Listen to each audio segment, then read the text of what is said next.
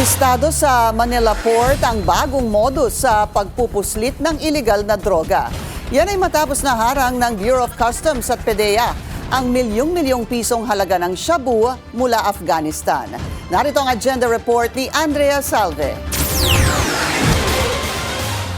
Sa tulong ng isang intelligence report, naharang ng Bureau of Customs at Philippine Drug Enforcement Agency ang 43 kilo ng hinihinalang shabu na nakasilid sa dalawang 20-foot container.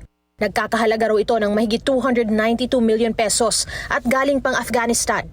Ayon kay BOC Commissioner Ariel Nepomuceno, hindi naman daw ito ang pinakamalaking shabuhol ngayong taon, pero panibagong estilo raw ang kanilang nadiskubre.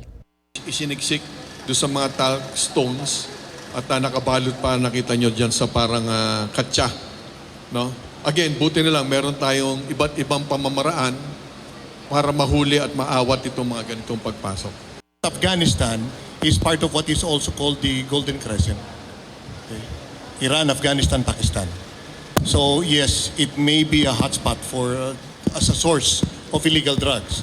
Tukoy na ng mga otoridad ang consignee ng mga kargamento. Wala raw itong derogatory records sa ahensya at ngayon palang naglakas loob na magpuslit ng ilegal na droga. Ipinag-utos na ni Nepomuceno ang pagkansela sa permit ng consignee. Dati nilang mga pinasok, furnitures, flooring, mga metal sheets, metal products, steel products.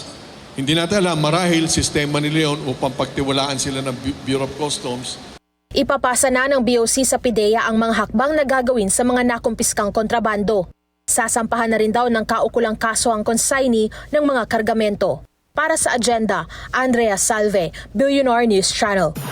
Mag-follow sa aming mga social media accounts at mag-subscribe sa aming YouTube channel para sa pinakahuli at eksklusibong mga balita.